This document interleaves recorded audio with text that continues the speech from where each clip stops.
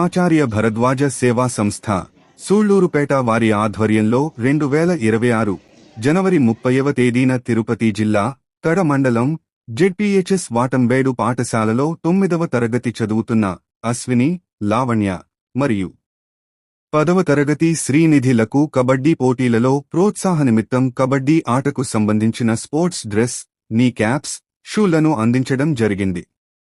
వీరిలో అశ్విని స్టేట్ లెవెల్లో గెలుపొంది జాతీయ స్థాయిలో ప్రాక్టీస్ చేస్తుండగా లావణ్య డిస్ట్రిక్ట్ లెవెల్లో విజయం సాధించి స్టేట్ లెవెల్కు వెళ్లారు.